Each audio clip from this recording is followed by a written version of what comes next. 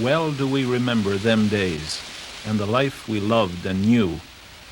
Call us the lost generation, lost between the old and the new.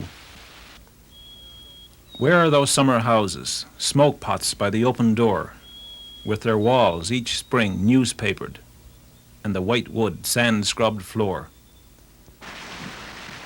Hear the laughing barefoot children, running wild, running free, on tin-free and glass-free beaches by the cold, pure northern sea. See them anxious by the window as the wild wind sweeps along, till they glimpse their dads returning, straining hard but rowing strong. By the firelight on winter evenings, saving precious kerosene, hear a well-told ghostly story in the dim light there, half seen.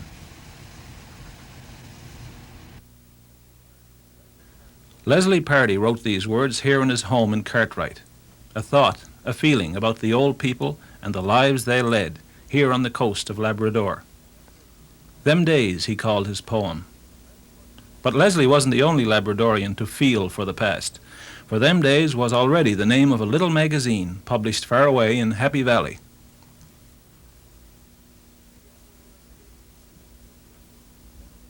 Them Days, stories and pictures from the past, a portrait of the early days of Labrador, the thoughts and feelings of an older generation, those who remember what life was like here years ago.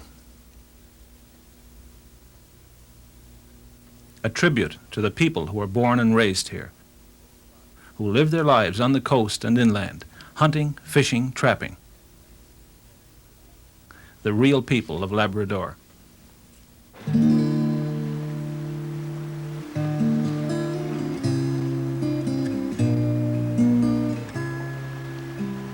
Labrador.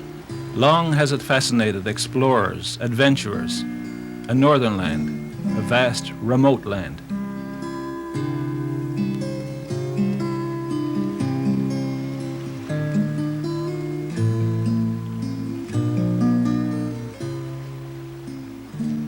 Long have men traveled this coast and pushed inland over mighty rivers to explore, to conquer, to see, and then to go back home and write their books. Yes, much has been written about Labrador, but practically all of it by outsiders, by visitors. The voices of the real people, those who've lived here for generations, are seldom heard. Surely the men and women of the fishing stages and trap lines have memories and experiences worth sharing too. This Eddie? Yes. Bessie? Eddie McNeil. Harriet Pero? Bernie Lyle? And these belong to up the shore there somewhere. John and Hilda Decker.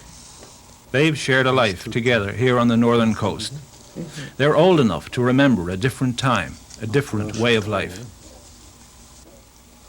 It's gone now, only a faded photo album to bring back memories of the past. Who's this one? There's the storekeeper's wife. What forgets her name? Yeah. This is old Mrs. Roger. Oh, yeah. And them two grandchildren. Old man Roger's wife. Yeah. Well, the only way to get the stories of old Labrador is to go to the people who remember, and that's what the Them Days crew started to do. It was simply a matter of starting with relatives and old friends, people you knew as a child, neighbors, storytellers, people who lived interesting lives.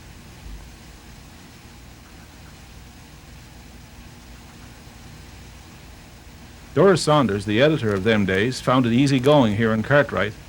As a child, she knew Willis and Marion Bird.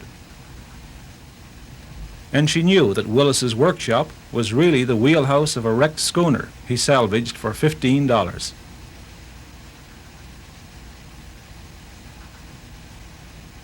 But how did it all really happen? He run across Dumpling Run over in what they call Kittlecote. Up behind a great big head and there's a small cove in there. And he run there high and dry, right rammed her almost up in the wood. The tide was that high. Yeah. Do you remember what her name was? The A.E. Frampton. A.E. Frampton. Simple stories, little pieces of information, stuff that would soon disappear as memories fade and the old people go. But thoughts and feelings are recorded too. Like many Labrador families, the Birds lived lives of complete isolation for months at a time. What was it like for a young bride to live out at Grady? Well, I did, naturally. I found lonely. I mean, I wasn't used to that quiet, as my home was in Newfoundland, and to come to a place where there was nobody, well, naturally it would be lonely, but Willis never did call it lonely. And that winter we were up there, our dogs got sick and they died.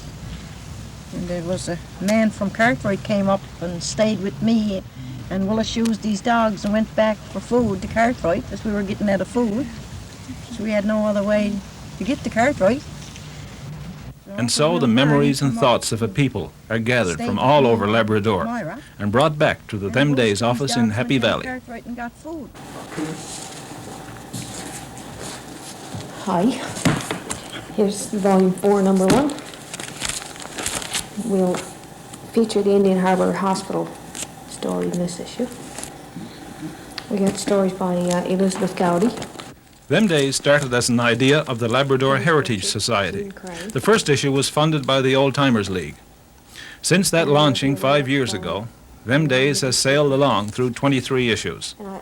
It hasn't been all smooth sailing, though. Putting together a magazine like this takes a lot of time, a lot of dedicated work. In case there is nothing. And this also is on the hospital, isn't it, Indian Harbour? Then we'll...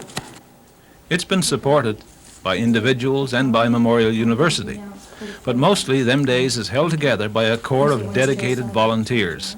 Well, except for April, where the Young People's Day works in with Easter, so we could take, those are all from names, so we'll take something from there. And then the Moravian Mission Christmas pictures. Young Labradorians, for the most part, committed to documenting and preserving the stories and memories of their parents and of a way of life that is no more.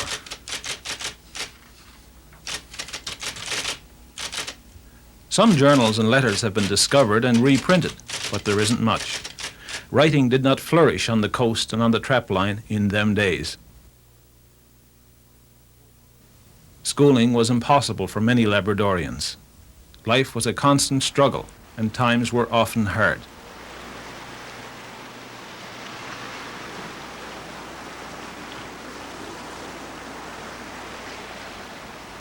The decline of the salt cod fishery brought hardship to many all along the coast, even down to the Labrador Straits, where Leo O'Brien lives and recalls them days.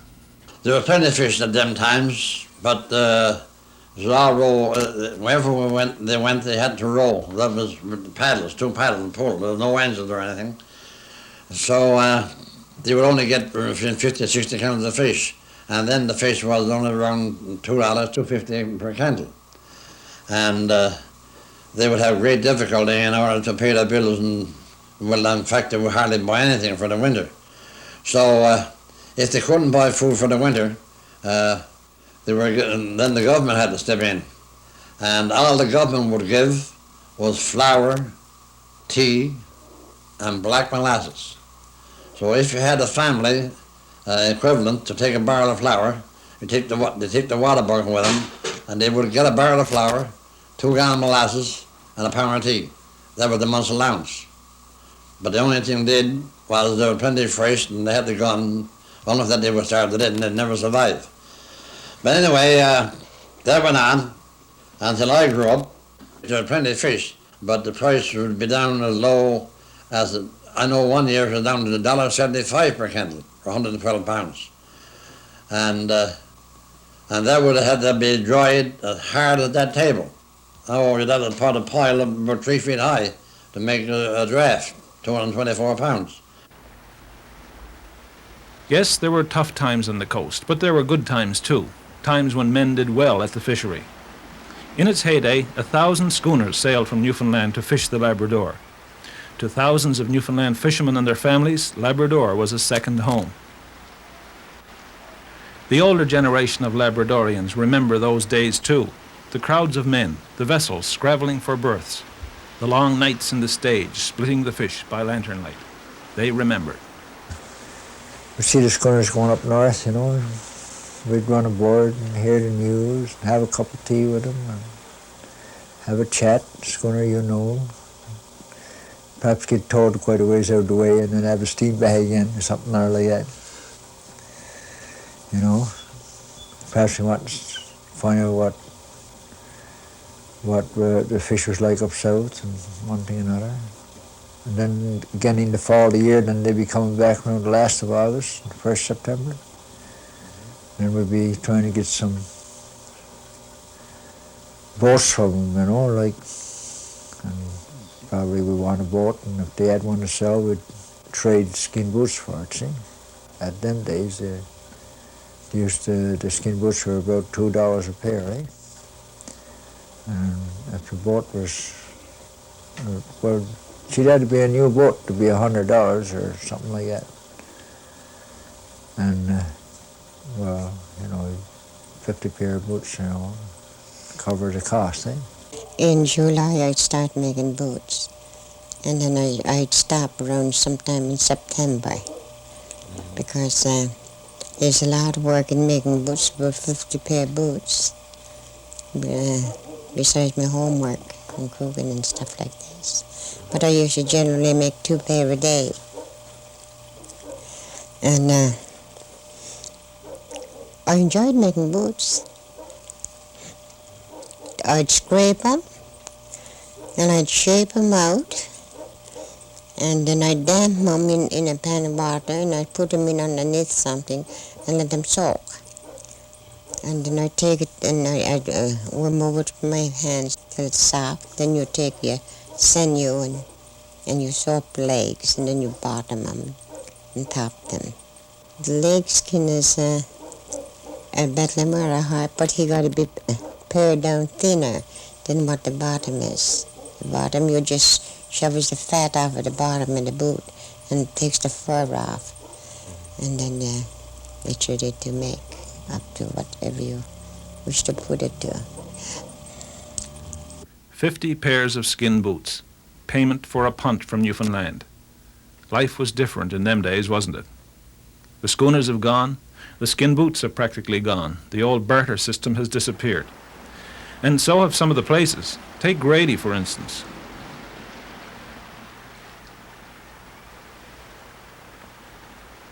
There was once a prosperous whaling station here. It wasn't all that long ago, yet most of the younger generation know nothing about this chapter in Labrador's history.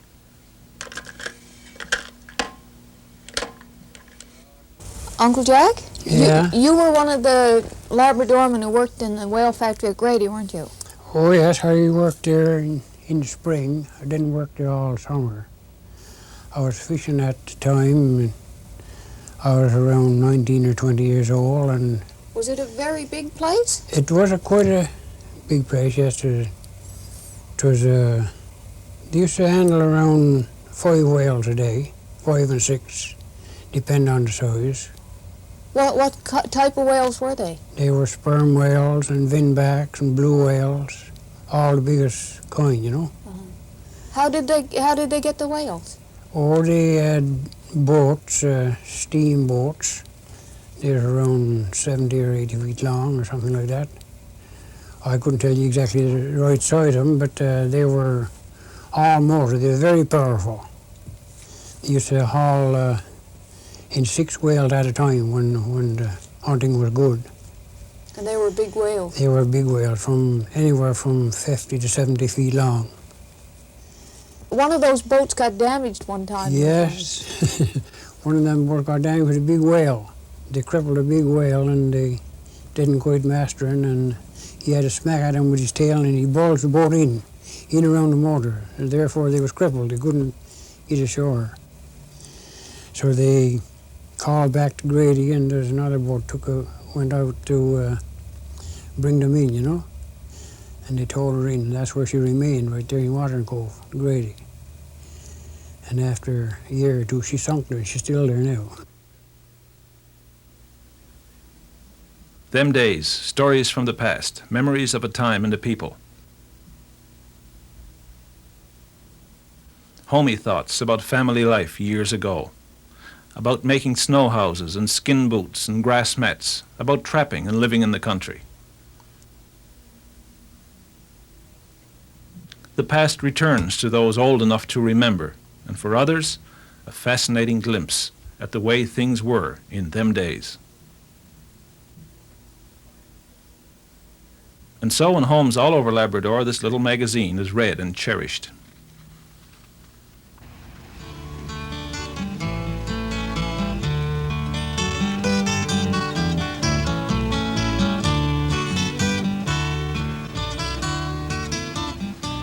Doris Saunders, the editor of them days, lives in Happy Valley now, but she was born and raised here on this little island called Dumpling. Dumpling, just a dot on the map, a speck at the mouth of Sandwich Bay, a rocky place covered with blackberry bushes and scrub spruce. But to Doris, a special place, a place filled with memories.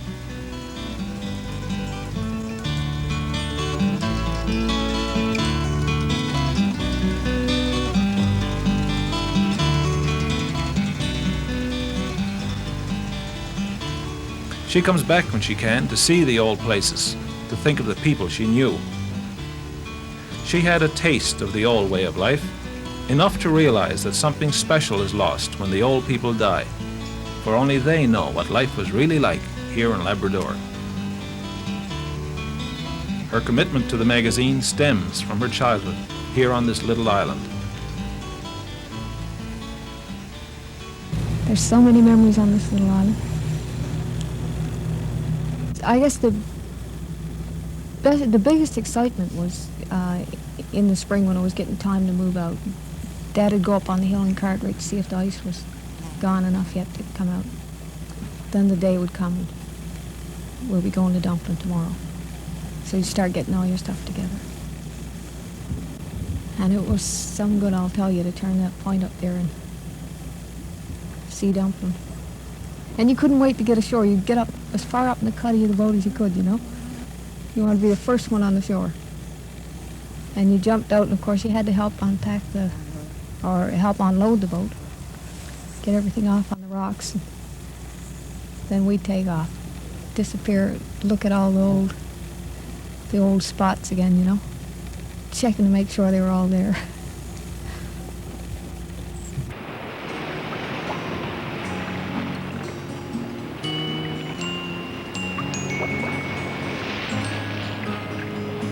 Doris had to check and make sure everything was there on this trip too. But she especially wanted to show these special places to her daughter Gillian and her nephew Charles. No lush pastures to roll in, no tall trees to swing from. This rocky shore was her playground. Dumpling was her world. Okay, we're sitting on the couch now. This is the living room area. That leads up to the stairs, and the kitchen's down there, the porch, and all that area was kitchen. Is there any more chairs now? We had all make-believe chairs. We just pretended there were chairs here and there and everywhere, you know. So you had to sit down on here? Yeah. We had all pretend dishes, all pretend pots and pans. A root table? Yep, pretend tables. Everything was pretend except the things that look like the things they are.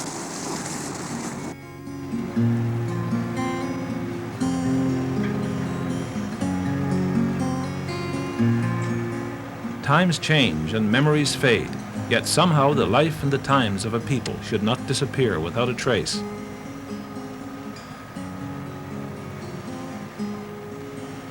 Them days just had to work.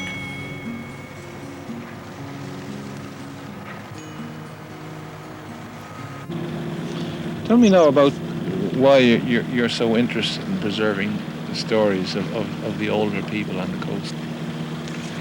Gee, I don't know.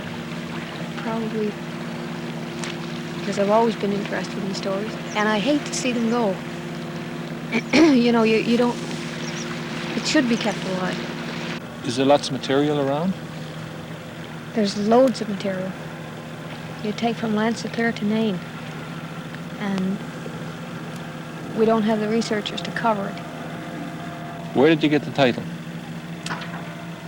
Well, the first name we had was Portage, and some of the volunteers thought that that was just for fishermen, for trappers, you know. Portage meant something only to trappers. So we started trying to figure out what phrase was most used through in the stories that we'd taped so far, and it was them days. When we was kids, we had no doctors around or anything like that. We see a doctor probably once a year. Well, probably he traveled twice a year. Then he come down in winter time once by dog team, and travel once by boat in summertime.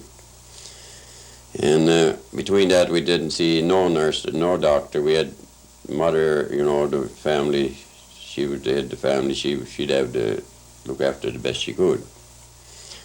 So when we used to get a cold, you know, a bad cold, well, she'd always make boiled molasses, put kerosene oil in it, and boil it up, and then after it get cold, then, you know, take it off and pull it and, you know, make like candy, eh?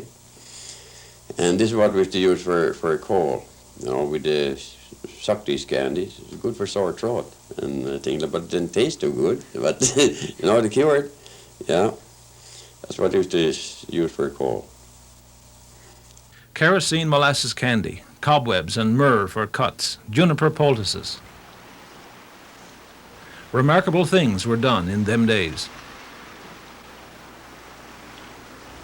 Like the cure Aunt Betty Shepherd had for the Newfoundland fisherman who was brought to her near death with a terribly infected arm.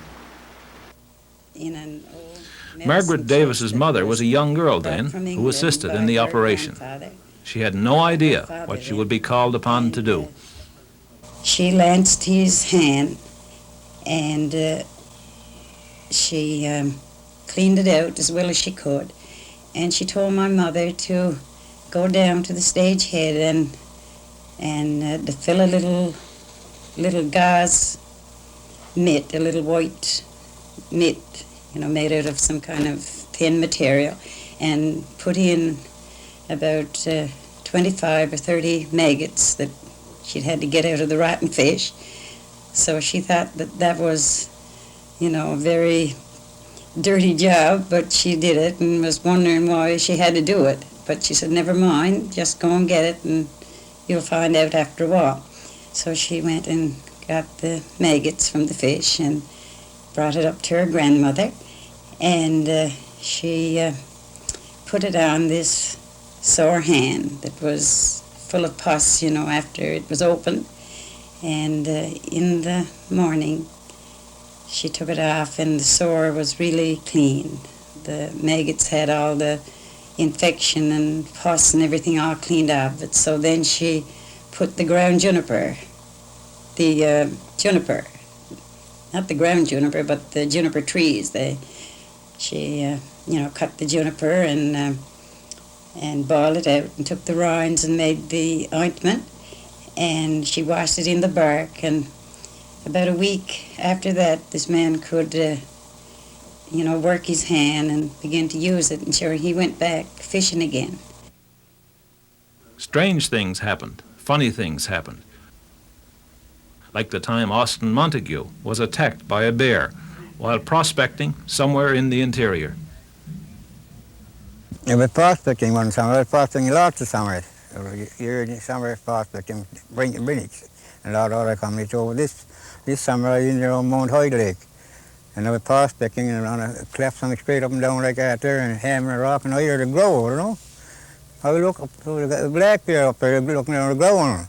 So I ran the way, round, and he coming down around the cleft, and he'd come out, and I kept looking, and he started coming.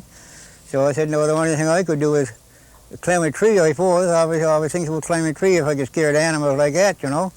So I climbed the tree, and it was big as I could find, and I looked back down, and the deer was coming up the tree after me, I suppose. He's coming up anyhow. And he got about 2 feet under me, and I was really coming out getting ready. I saw little stuff off of the tree, you know, little wool stuff like your whiskers, right, the woolly stuff. And he had a match in the pocket. When he got so far under me, I let this and drop it on and the deer started to sin, smoke, and he turned back. And he went out in the lake, and I told the boy the last time I seen the deer, the smoke and steam coming out of the lake. Yeah. And they would all laughing.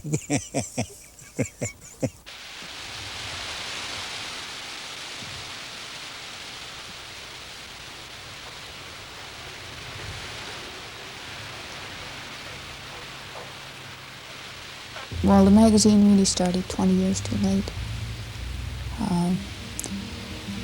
The stories we're getting now are in the 1930s and 40s. It's getting more and more difficult to go back beyond that. Just a couple of years ago, there were 12 old-timers passed away between the end of November and the middle of January. I look at every cemetery and think there's 100 million stories there that we'll never know. You get dates that go back to the 1700s. You know, and what Labrador must have been like then. It's really something.